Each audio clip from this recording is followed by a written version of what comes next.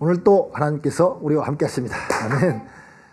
어떤 사람이 주차장에 갔더니 차가 가득 차가지고 주차할 수가 없었어요. 그래서 주차장을 빙빙 돌다가 도저히 안 되게 생겨서 주차할 수 없는 그 지역에다가 차를 주차하고 그 윈실드 그 유리창에다가 메모를 하나 써놨어요. 저는 이 구역을 10번 돌았으나 자리를 찾지 못했습니다. 지금 여기에 주차하지 않으면 저는 직업을 잃습니다. 그리고 그 밑에다가 성구를 하나 써 붙였어요. 우리의 죄를 사하여 주옵시고 이렇게 써서 붙여놓고 급히 일자리로 갔는데 나와서 보니까 주차 티켓, 위반 티켓이 딱 하나 붙어 있는 거예요. 거기에 메모가 하나 붙어 있어요. 저는 10년째 순찰을 하고 있습니다. 티켓을 떼지 않으면 저는 일자리를 잃습니다. 성구를 하나 써놨는데 밑에다가 우리를 시험에 들게 하지 마옵시고 하고 거기다가 성구를 써놨다는 거예요. 이 세상은 참 시험이 마치 지뢰밭에 지뢰가 이렇게 묻혀 있는 것처럼 이 세상은 지뢰밭이에요. 멀쩡한 정말 아름다운 숲이 있고 자연이 있는 것 같은데 그 밑에 지뢰가 있기 때문에 늘 조심하고 안전한 길로만 다녀야지 어느 길로 갔다가 어떻게 지뢰를 밟을지 몰라요. 그런데 이런 시험은 공부하는 학생만 시험을 치르는 것이 아닙니다. 사람에는 모든 신자들도 포함됩니다. 모든 신자들도 시험을 치르게 되는 것입니다. 시험을 받습니다. 오늘 우리 한국 성경에는 그냥 시험이라고만 되어 있기 때문에 이 시험에 대해서 조금 오해가 있을 수 있습니다. 언어의 성격으로 보면 테스트, 진짜 우리가 테스트 보는 거 있잖아요. 시험 보는 거. 그런 테스트 뜻이 있고 또 시련, 좀 뭐라고 할까, 트라이얼이라고 하나요? 막 어려움을 당하는 그런 고통 속에 있는 그런 시련. 그리고 또 하나님께서는 시험하지 아니하신다 할 때 그 시험은 템테이션, 유혹입니다.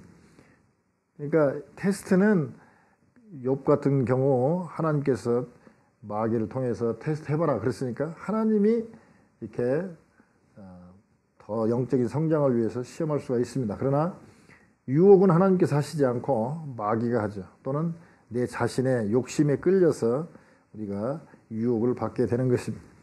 오늘 12절에 보니까 생명의 면류관을 얻을 것입니다. 그렇습니다. 생명의 면류관을 어떻게 얻을 것인가, 오늘 그걸 보고 우리가 한번 오늘 본문을 통해서 한번 생각해 보도록 하겠습니다. 첫 번째 보니까 12절에 시험을 참는 자는 복이 있도다 그랬습니다. 시험을 참아야 생명의 면류관을 얻습니다.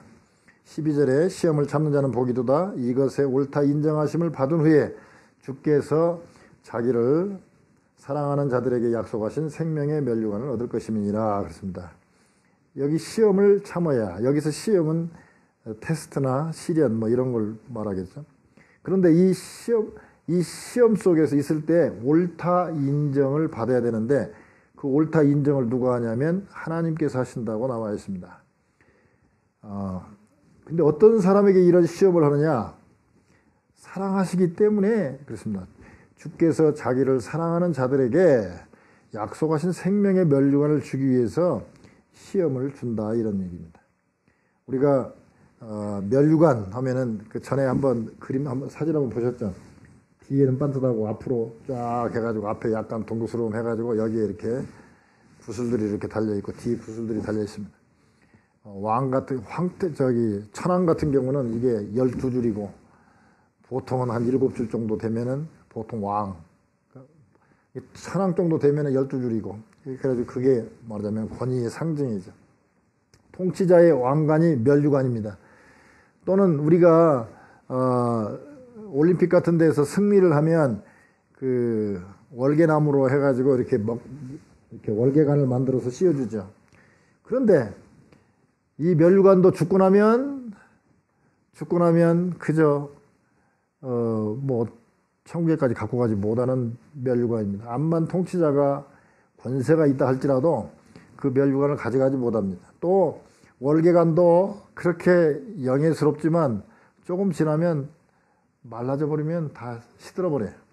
그러나 오늘 보니까 생명의 면류관이라고 그랬습니다. 우리는 예수 그리스도 믿고 구원받고 이제 우리가 이렇게 시험 같은 걸 잘 견디고 우리가 거룩하게 살고 또 많은 사람을 전도하고 그렇게 했을 때 천국에 갔을 때 영원한 면류관을 받는데 그 면류관은 그냥 시들거나 또는 죽으면 없어져 버리는 그런 면류관이 아니라는 것입니다. 그래서 생명의 이런 면류관을 얻기 위해서는 12절에 나와 있는 대로 시험을 참아야 합니다. 유명한 시험이 우리 창세기 22장에 나옵니다. 아브라함, 믿음의 선조인 아브라함에게 이제 100세에 낳은 아들, 뭐 정확한 시점은 모르겠어요. 한 티네이저 정도 됐을 것 같은데 그러한 아들 이삭을 바치라고 합니다. 어떻게 보면 약속의 자녀로서는 오직 유일한 아들 하나인데 그것도 100세에 낳은 아들 하나인데 그 아들을 바치라고 그랬어요. 근데 우리는 바치라고 했을 때 왜 바치라고 했을까 뭐 하면서 불평하는데 반대로 생각해 봅시다. 바치라고 한 하나님이 이삭 그 생명 바치면 뭐가 유익이 있습니까? 하나님한테. 제가 하나님은 아니지만 하나님에게 유익이 없어요. 뭐 이삭 바치면 어차피 때 되면 죽어서 천국 올 텐데 그 이삭 뭐 칼로 찔러서 빨리 태워서 보내라. 하나님이 사랑의 하나님이 그게 뭐가 좋아서 그거 하라고 그러겠어요. 돌려서 생각하면 12절의 말씀처럼 사랑하는 자에게 면류관을 주시기 위해서 시험을 주시는 거예요. 테스트를 합니다. 그러고 난 다음에 네가 100세에 낳은 아들 이삭도 아끼지 아니하고 내 말대로 바치려 하는 걸 보고 네가 나를 사랑하는 것을 내가 이제 알았다. 그러면서 그 다음부터 복을 주기 시작하는 모습을 보게 됩니다. 신명기 8장 2절에도 보면 그냥 그대로 제가 그 성구 읽어보겠습니다. 내 하나님 여호와께서 이 40년 동안에 내게 광야길을 걷게 하신 것을 기억하라. 이는 왜 이랬냐면 너를 낮추시며 너를 시험하사 내 마음이 어떠한지 그 명령을 지키는지 지키지 않는지 알려 하심이라 그랬습니다. 아니 하나님이 그 광야길에 있는 이스라엘 백성들이 말을 잘 듣는지 안 듣는지 그거 우리 마음의 심중을 다 보시는 하나님께서 그거 모르시겠습니까? 다 아시죠. 근데 왜 그러면 그렇게 시험을 하십니까? 광야길을 걷게 하십니까? 그거는 우리 때문에 하는 거예요. 우리가 그걸 견딜 수 있는가? 우리 때문에 하는 거지. 하나님이 뭐 그 광야길에서 고생시켜봐서 뭐 하나님이 유익이 있겠습니까? 그거 또 그거 하나님이 다 아시는 거 묻으려고 그거 일부러 그렇게 하도록 하겠습니까? 그거는 하나님 때문이 아니라 우리에게 생명의 면류관을 주시기 위해서 마음을 낮추시고 우리를 시험하시고 그래서 그걸 잘 통과할 때 상을 주는 것입니다. 베드로전서 4장 12절 13절에 보면 이렇게 말씀하고 있습니다. 사랑하는 자들아 너희를 연단하려고 오는 불시험을 이상한 일 당한 것 같이 이상히 여기지 말고 13절에 오히려 너희가 그리스도의 고난에 참여하는 것으로 즐거워하라. 이는 그의 영광을 나타내실 때에 너희로 즐거워하고 기뻐하게 하려 함이라. 우리가 예수 그리스도 믿으면 다 복받는다고 그러니까 뭐 예수만 믿으면 다 복받는 것처럼 생각하지만 오히려 우리는 예수 믿기 때문에 시련을 당합니다. 어려운 시련을 당하는데 그냥 시험이 아니고 그 쇠를 녹여서 막 빨갛게 녹여가지고 샘물이 되도록 하기 위해서 연단하려고 오는 불시험이라 이거예요. 그럼 아니 예수 믿으면 복받는다고 그러더니 이게 뭐야? 라고 이상하게 생각하지 말라는 것입니다. 왜? 예수 그리스도의 고난에 너희들이 그렇게 참여함으로 말미암아 예수님께서 영광스럽게 나타나실 때에 너희도 그렇게 영광스럽게 되고 즐거워하고 기뻐하게 하려 하기 위해서 그런 그 불시험이 온다는 것입니다. 그러니까 우리가 욥처럼 잘 참아야 되겠습니다. 욥 가만히 보면 욥은 알지도 못하고 10 자녀가 하루 사이에 다 죽어버리고 재산이 다 하루 사이에 다 날아가고 또 자기도 모르는 사이에 즉 하나님과 사탄과의 어떻게 보면 하나님께서 사탄을 시험하는 거예요. 야, 내 욥 한번 시험해보라면 해봐라. 욥 네가 아무리 유혹하고 해도 안 넘어간다. 시련을 줘도 안 넘어간다. 한번 해보려면 해봐라. 즉 하나님과 사탄과 일종의 내기예요. 하나님이 사탄을 시험한 거예요. 그런데 저 하늘 위에서 이루어지는 사실, 하늘의 모략을 욥은 몰라요. 왜 이런 어려운 시련이 나한테 오는지 이유도 모르고 자기가 잘못해서 그런지 뭐 때문인지도 모르고 그냥 당하는 그런 괴로움인데, 그럼에도 불구하고 불평하지 아니하고 내가 적신으로 왔다 적신으로 가는데, 말하자면 벌거벗은 몸으로 왔다 벌거벗은 몸으로 가고, 주신 것도 하나님이고 취하신 것도 하나님이신데 내가 뭐 하나님께 하여튼 감사함으로 좀 힘들었지만 잘 견딤으로 말미암아 더 축복을 받은 모습을 보게 됩니다.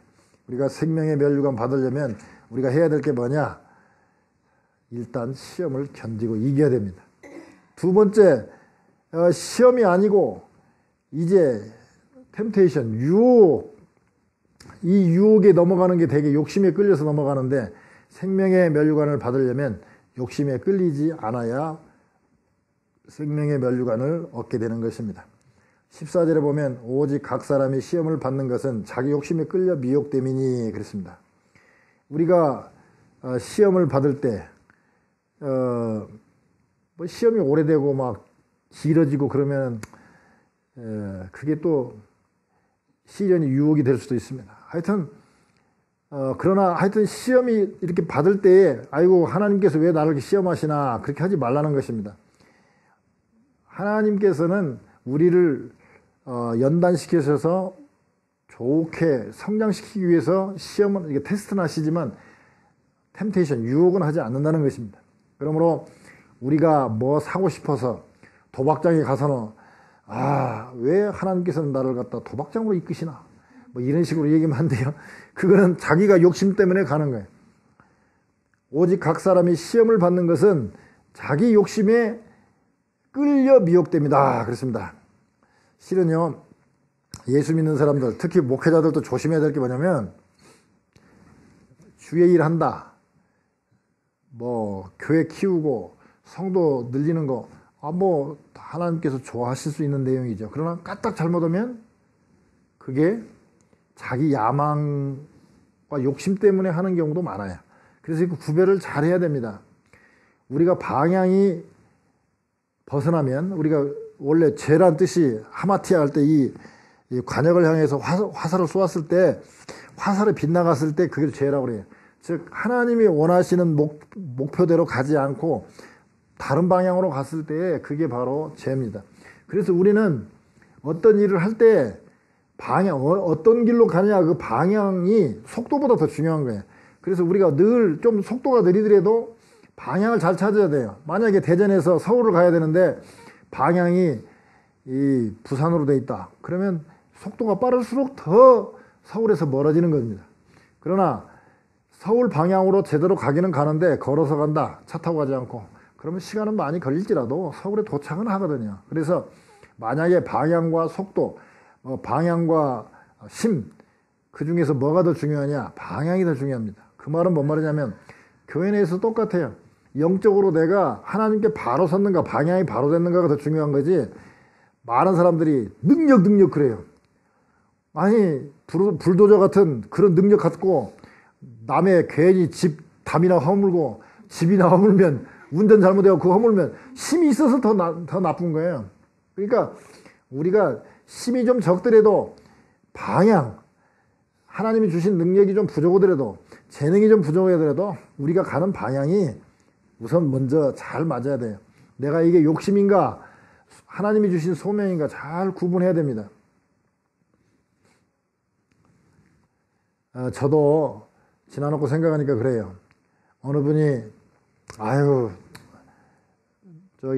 내가 좀 벌어놓은 돈이 있으니까 그 돈 갖고 만약에 임 목사님이 참 성경을 진다 하면 많이는 못 해줘도 20만 불 정도는 내가 도네이션 하겠다, 말하자면 헌금하겠습니다 그러더라고요.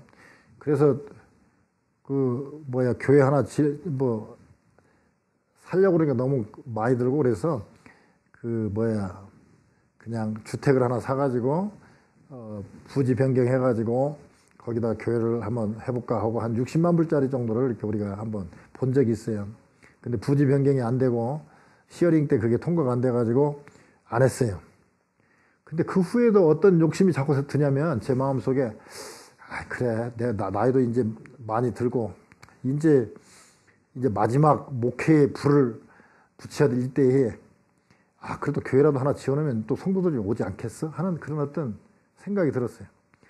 그런데 겉으로는 뭐라 그러냐? 교회 짓고 얼마나 하나님께 영광이냐? 가만히 속에 생각하니까 네 아는 그 누구 목사님 다 교회 짓고 다 그러지 않나? 그러니까 너도 교회 하나 지어야 되지 않냐? 하는 따지보면 그게 하나님께 아름다운 성전을 지어서 아름다운 목회, 하나님의 뜻을 이루는 그런 목회가 아니더라는 거예요. 그러니까 얼른 보면 남들이 보면 구별 못해요. 그러나 자기가 기도하면서 딱 생각해보면 바로 알아요. 나도 모르는 사이에 야망에 걸렸구나. 누구라고 말은 않지만 어떤 분은 여의도 순복음교회를 가서 밤에 가서 줄로 쟀대요. 왜? 여의도 순복음교회가 제일로 사람들이 많이 모여 세계에서 가장 많이 모이는 교회다 그러니까 나는 그보다도 1m 더 큰 교회당 짓겠다 하고 1m 더 크게 짓습니다. 알만한 분은 다 알아요. 그래가지고 여의도 순복음교회보다 조금 더 크게 짓어요. 왜? 세계에서 가장 큰 교회 짓다. 그 소리 듣고 싶었어요. 그거는요. 하나님이 언제 1m 더 크게 지라고 그랬어요. 10m 더 크게 질 수도 있고 100m 더 크게 질 수도 있고 더 작게 질 수도 있지만 하나님의 영광을 위해서 했냐 이게. 왜 밤에 가서 도둑같이 가서 그걸 재갖고 그보다 1m 더 길게 교회를 세우냐 이겁니다. 그게 바로 현대판 선악과입니다. 템테이션, 선악과. 얼마나 그럴듯하게 보입니까? 그래, 누구누구 아무개 목사야. 너는 세계에서 가장 큰 교회, 그 교회보다도 더 큰 교회 네가 지었다. 얼마나 멋있게 보입니까? 그러나 하나님이 기뻐하실까요? 저는 그거 그렇게 생각을 해요. 그 1m 더 크게 짓거나 적게 짓거나 그게 무슨 상관이 있습니까? 정말로 하나님이 원하시는 것은 정말 천하보다도 귀한 영혼들이 구원받는 것을 더 귀하게 여길 텐데 그런 걸 가지고 비교하고 경쟁하는 게 그게 무슨 정말로 소명이라고 볼 수 있습니까? 제가 볼 때는 그건 소명을 빙자한 욕심이 아니냐, 야망이 아니냐 그렇게 볼 수 있습니다. 오늘 성경에 뭐라고 그랬습니까? 그런 욕심이 잉태하게 되면 죄를 낳게 되고 죄가 장성한 즉 사망에 이른다 그랬습니다. 그런데 이 유혹은 좀 성결하게 살려고 애쓰고 기도 열심히 하면 그런 유혹이 안 오냐? 그렇지 않습니다. 마태복음 4장에 보면 마귀가 40일간 금식기도 하고 성령 충만한 예수님께 찾아와가지고 유혹하는 모습을 봅니다. 이 돌로 떡덩이 만들어봐라. 뭐 성전에서 한번 뛰어내려봐라. 나한테 절만 한번 해봐라. 다 좋아. 예수님까지도 성자 하나님까지도 유혹하는 게 바로 마귀입니다. 그러므로 내가 좀 기도 좀 하고 내가 새벽 예배 열심히 나온다고 그래서 시험 받지 않는다, 유혹받지 않는다. 참만의 말씀입니다. 오히려 더 유혹합니다. 왜? 저거 뭐 신앙생활도 다 꺼져갖고 뭐 그냥 건들면 유혹에 넘어갈 만한 사람 같으면 유혹할 것도 없어요. 내버려둬도 스스로 빠지는데 뭐 굳이 그런 사람 유혹으로 다닙니까? 마귀도 바빠요. 마귀도 쉬지도 않고 자지도 않고 열심히 하나님처럼 열심히 마귀도 천국까지 못하게 하도록 하기 위해서 얼마나 애쓰는지 몰라요. 그러면 시험을 이기려면 어떻게 됩니까? 자 보세요. 선악과 따먹었을 때 정령 모든 이 동산에 있는 모든 나무 실과를 먹지 말라 하더냐? 선악과만 먹지 말라 하는 게 아니라 이렇게 할 때 죽지 않는다고 했을 때 뭐라고 그랬습니까? 죽을까 하노라. 그 다음에 먹지 말라고 그랬지 만지지도 말라고 한 거 아닙니다. 근데 만지지도 말고 먹지도 말라. 네가 먹으면 죽을까 하노라. 죽을지 안 죽을지 잘 모르겠다. 그때 하나님 뭐라고 했는지 잘 모르겠다. 왜? 욕심 나니까 기억을 못한 건지 기억을 못해서 욕심에 넘어갔는지 모르지만 어쨌든 결론은 하나님 말씀대로 지키지 않았기 때문에 시험에 넘어갑니다. 근데 마귀가 예수님을 유혹할 때 뭐라고 했습니까? 기록되었으되 기록되었으되 기록되었으되 세 번 다 기록되었으되로 했습니다. 즉 시험을 이기려면 말씀을 기억해야 됩니다. 그 다음에 시험에 들지 않게 깨어 있어라 그렇습니다. 깨어 있으란 말이 뭔 말입니까? 깨어서 기도하라 그 말이죠. 겟세마네 동산에서 제자들이 다는 거 보고 야 시험에 들지 않게 깨어서 기도하라. 깨어 있어야 된다. 깨어 있어야 된다. 즉 우리의 답은 언제나 두 가지로 요약이 됩니다. 말씀과 기도는. 생명의 면류관을 얻으려면 욕심에 끌리지 않아야 되는데 욕심에 끌리지 않으려면 하나님 말씀을 기억해야 되고 늘 깨어서 기도해야 됩니다. 이번에 아는 목사님이 페이스북에다 올려놓은 글을 보고 제가 깜짝 놀랐습니다. 제목이 뭐냐? 너무 가혹한 사랑의 눈먼 대가. 그렇습니다. 그리고 밑에 조그마한 또 소제목이 하나 붙었는데 무슬림 남편 따라 이슬람권에 간 한국 여자들의 최후. 그렇게 되어 있습니다. 즉 파키스탄, 방글라데시, 인도 또는 뭐 중동에서 온 아주 요새는 무슬림 쪽에서요.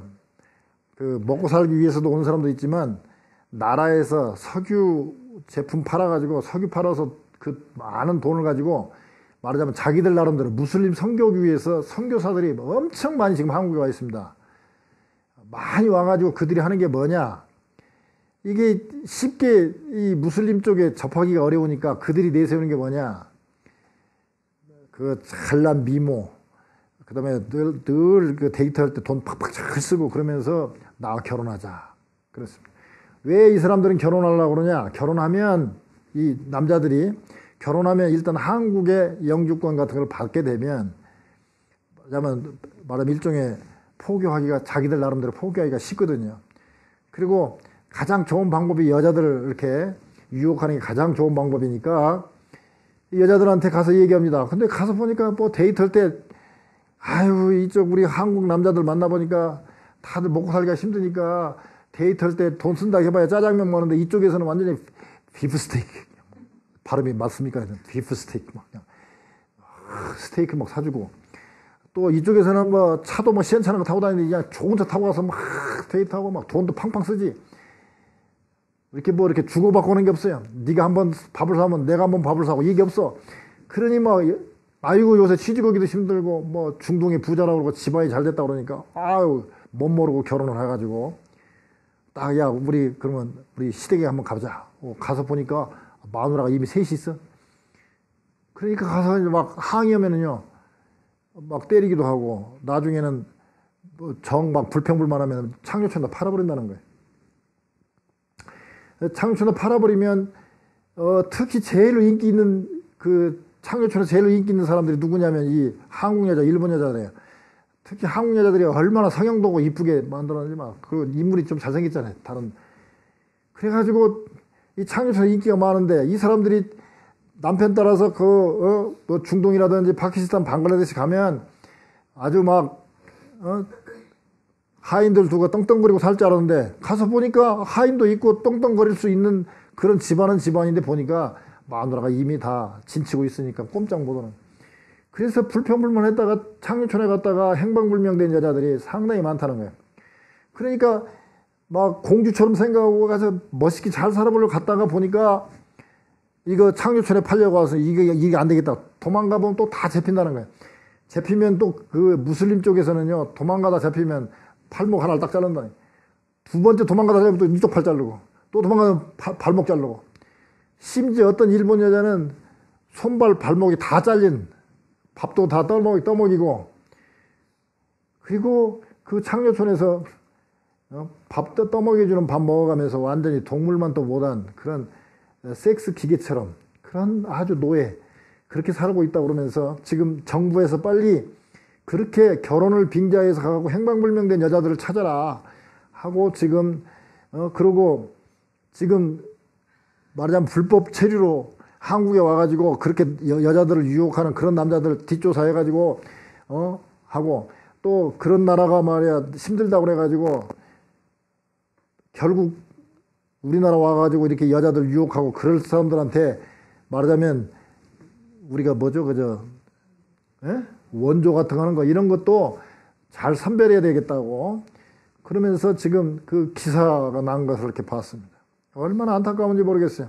왜 그러면 그 사람들이 그렇게 가서 창조촌에 팔리고 손발이 잘려야 되냐?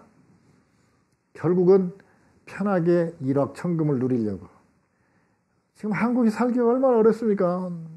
그냥 죽으라고 노력해봐야 지금 결혼하기도 힘들고 죽으라고 노력해봐야 집 사기도 힘들고 그러니까 에이 뭐 애국 남자면 어때? 뭐 얼굴도 잘생겼고 뭐 집안이 좋다고 그러고 그러니까 그냥 못 모르고 일부 다처제인 것도 모르고 갔다가 그렇게 결말이 안 좋습니다.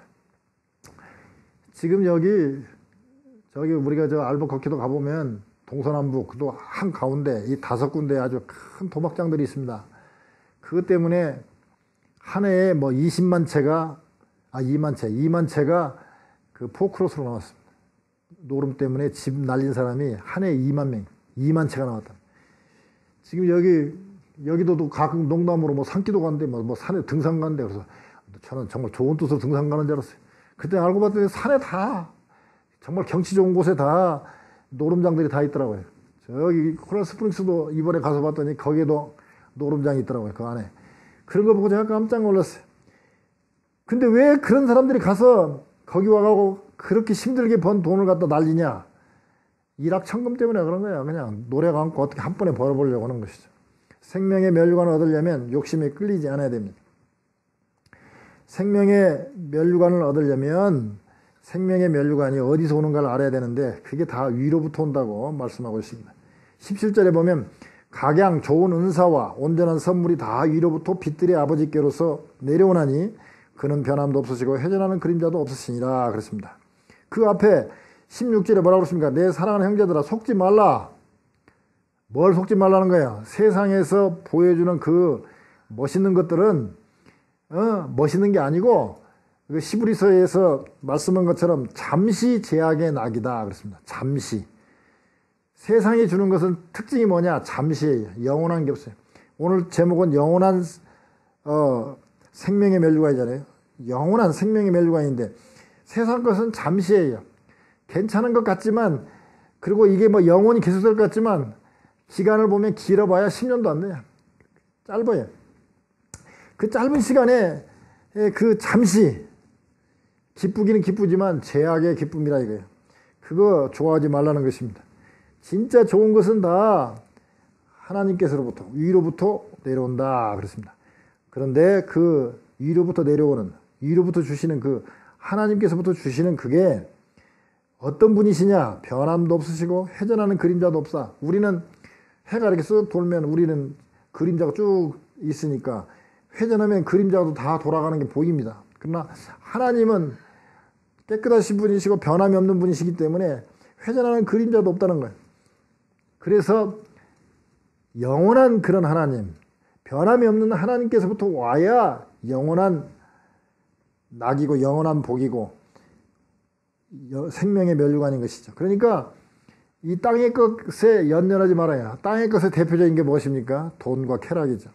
그러나 그런 것들은 실은 우리를 기쁘게 하지 못하는 것이죠. 생각해 보세요. 하늘로부터 오는 것 우선 두 가지만 생각해 보세요. 첫째, 우리가 대략 우리가 어디 아파가지고 집에서 이렇게 산소 이렇게 호흡기 낄 때 산소 값이 하루에 약 $1,000입니다. 그러니까 우리가 안 아프고 이렇게 안 아프고 이렇게 돌아다니면 하루에 $1,000씩 버는 거예요. 근데 하늘에서 오는 거 이렇게 좋은 거는 그 뭐 누가 옛날에 물을 그냥 저 사람은 그냥 돈을 물 쓰듯이 해. 그때는 물은 공짜였거든요. 지금 물도 사 먹지만 물값이 이제 요새 석유값하고 비싸졌어요. 오히려 지금 더 비싼 것도 많죠. 근데 옛날에 우리 동네 앞에 물 그냥 그 맑은 물, 그 맛있는 물 그냥 퍼서 먹으면 또 나오고 정말 하나님이 주시는 것은 그래요. 이 햇볕 얼마나 따뜻합니까? 눈 오면은 한 뼘쯤 녹았을 때 해만 뜨면 그냥 한 10시도 안 돼서 다 녹아버리잖아요. 그때 그 햇볕, 이 많은 눈을 녹이는 그 햇볕, 그 따뜻한 그 햇볕, 이 꽃을 피우고 식물을 자라게 하는 그 햇볕, 그거 돈으로 환산하면 얼마나 되겠어요? 그 조금 그 모아갖고 태양열 반사판 만들어가지고 태양열 발전하거나 또는 뭐 태양전지 만들거나 그렇게 해가지고 전기 뽑아 쓰는데 그냥 이 잔디밭에 나무에 쏟아지는 그 나무에서 그 탄소 먹어가지고 탄소 동화작용 해가지고 산소 내뿜어가지고 지금 온 지구에 산소를 공급하잖아요. 그거 다 하나님이 햇빛을 공급해가지고 다 만드는 거잖아요. 그러니까 하나님이 주시는 거, 위로부터 오는 것들은 다 정말로 고귀하고 좋은 거예요. 아까도 잠깐 그 광고 시간에 말씀드렸지만 제가 이번에 또 모처럼 또 손녀 보러 가가지고 손녀하고 같이 있는데 이놈이 잠을 안 자고 할아버지하고 놀자고 그러는데 아침에 이제 잠자고 아침에 딱 일어나서 보니까 이제 이렇게 주변에 보니까 이제 깨면서 되게 울잖아요. 근데 울려고 그래서 내가 할아버지 옆에 있어. 그러니까 이렇게 쳐다보더니 빙긋이 웃더니 할아버지 앞에서 팍 안겨오는데 말이에요. 그 안겨올 때 그 기쁨이 여기 입술이 터졌지만 그 기쁨이 그냥 말로 할 수 없더라. 그 순간에 탁 왔는데 안겨올 때 그때 그 손녀의 웃음 가격을 어떻게 책정할 수 있겠습니까? 근데 참 이 욕심을 보면 우리가 잘 보세요. 잘 생각해야 됩니다. 돈이 많고 명예가 올라가고 권력이 세지면 다 좋을 걸로 압니다. 많으면 다다익선, 많을수록 좋다고 생각하는데 많다고 꼭 좋은 것입니까? 저는 이 욕심이나 뭐 돈, 뭐 이런 것들이 다 뭐하고 비슷하냐면 우리 몸무게하고 비슷하다고 봐요. 비만. 빼빼한 것도 안 좋지만 배만 이렇게 나와가지고 올챙이 배 나와가지고 이렇게 되는 거 그거 배사장 되는 게 그게 좋은 게 아니거든요. 저는 이 돈 같은 게 바로 이 비만과 비슷하다고 몸무게가 비슷하다고 봐요. 즉 내 몸에 가장 적절한 정도의 몸무게를 유지해야지 나보다도 더 무거우면 비만이고 여보다 더 하면 또 뭐라고 합니까? 홀쭉이 돼가지고 빼빼 마르는 그것도 안 좋은 거죠. 그래서 돈이나 명예나 내가 핸들링하기에 딱 적당한 정도가 정말 행복한 것이지. 요즘에 그 이사하는 데서 나온 여러 가지 뭐 좋은 것들이 많이 있어도요.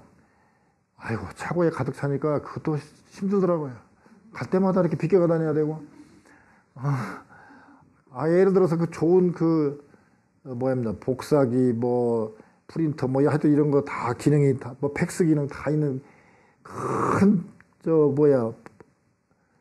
프린터를 하나 줬는데요. 오늘 좀 옮겨놓으려고 들으니까 혼자 들도 못하겠어요. 얼마나 무거운지. 그게 딱 거실 안에 있으니까 갈 때도 돌아서 가야 되고, 책상 갈 때 돌아서 가야 되고, 부엌 갈 때도 돌아서 가야 되고, 완전히 그게 딱 섬처럼 딱 가로막고 있더라고요.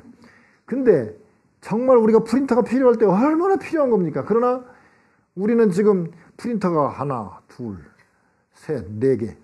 네 개가 있는데 여기 또 쓰던 거 하나 또 큰 놈 하나 왔는데 그거 가지고 5개 프린터가 지금.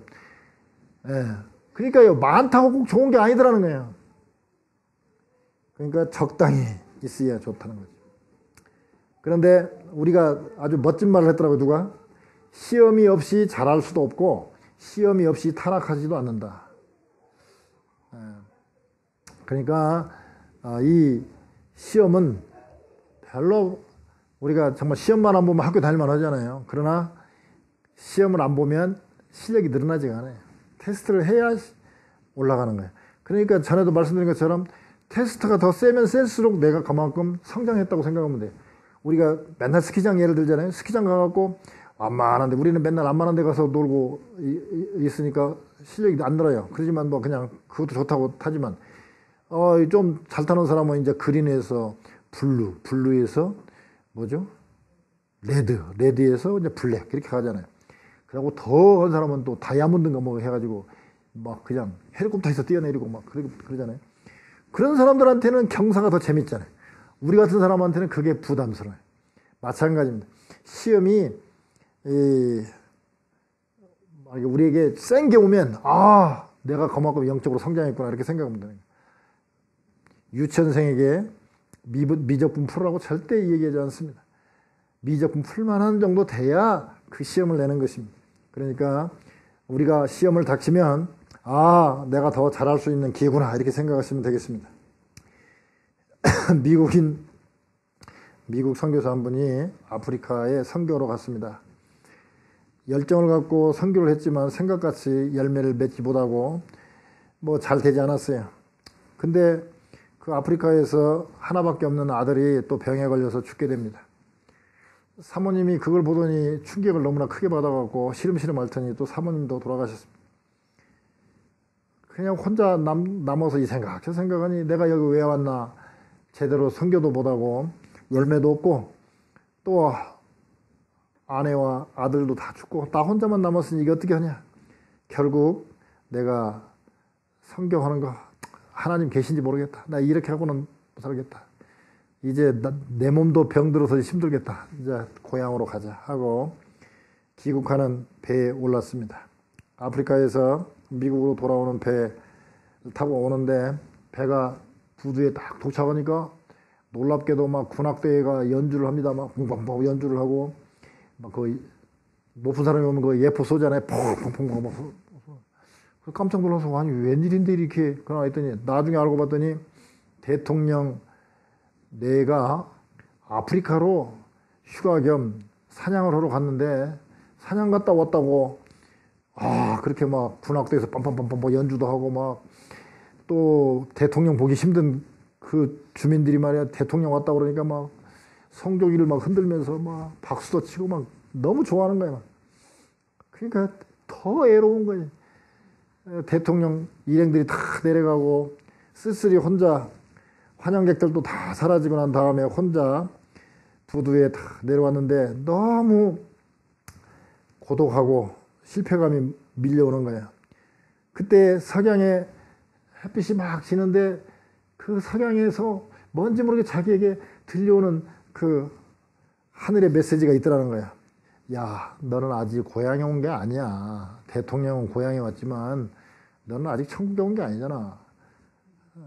그리고 네가 천국에 올 때는 천군 천사가 지금 있는 이런 군악대하고 비교할 수 없는 연주를 하고 그리고 아까 대통령 왔다고 레드카펫 하나 깔아놨었는데 그보다도 더 멋진 보석길로 내가 다 너를 깔아놓고 너를 기다릴 테니까 조금만 더 인내하고 때가 되면 그때 고향에 오라. 그러면 내가 그렇게 환영하마.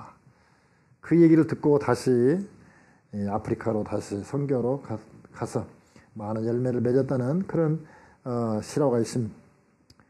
신앙생활에서 가장 신비스러운 부분이 뭘까? 그런 시련, 시험 이런 게 왔을 때에 복종하는 거예요. 우리 생각에는 내가 복종이라는 것은 노예나 종들이 하는 거잖아요. 순종은 내가 하고 싶으면 하고 하기 싫으면 않는 게 순종이지만 복종은 그게 아니야. 복종은 노예처럼 또는 종처럼 그냥 내가 싫어도 그냥 하는 거예요. 그런데 신앙생활의 묘미나 신비한 것은 뭐냐면 그렇게 복종하는 사람, 아브라함도 가라고 그랬지만 어디 가라고 하는 것도 없었어요. 계속 걸어서 1500마일을 걸어서 오니까 이게 네 땅이다 그런 거지. 근데 와서 보니까 도착하자 얼마 안 돼가지고 흉년들잖아요. 그런 것처럼 하나님께서 명령할 때 그 복종하는 것은 그 시험을 견디는 것은 쉬운 것은 아니에요. 그러나 복종할 때 신비한 믿음의 조상이 되고 나중에는 가나안 땅 차지하고 나중에 그 후손 중에서 솔로몬과 다윗과 같은 그런 아주 그 당시에 제일 큰 나라를 이루는 그런 복이 있잖아요. 또 믿음의 그 영적인 면으로 봤을 때는 정말 믿음의 조상이 되어서 우리도 믿음으로는 아브라함의 후손이라고 그러잖아요. 그런 축복을 아브라함이 받아 누리는 걸 볼 때에 정말 신비스러운 게 뭐냐? 그런 어려움이 있을 때 참고 견디는 거. 그리고 유혹이 올 때 그런 유혹에 안 넘어가기 위해서 말씀을 기억하고 기도하면서 깨어 있을 때 나중에 하나님께서 생명의 면류관으로 빠른 사람은 이 땅에서도 복을 받고 이 땅에서 못 받는 사람도 어쨌든 예수님이 영광스럽게 나타나실 때에 그 영광으로 우리를 축복하고 기뻐할 수 있도록 하나님께서 하신다는 것이죠. 오늘 생명의 면류관 시험을 참아야 합니다. 욕심에 끌리지 않아야 합니다. 이 생명의 면류관은 위로부터 오는 것이지 세상이 주는 것이 아니라는 사실을 우리가 알 때 우리가 나중에 우리 고향에 갔을 때 큰 축복을 받으실 줄 믿습니다.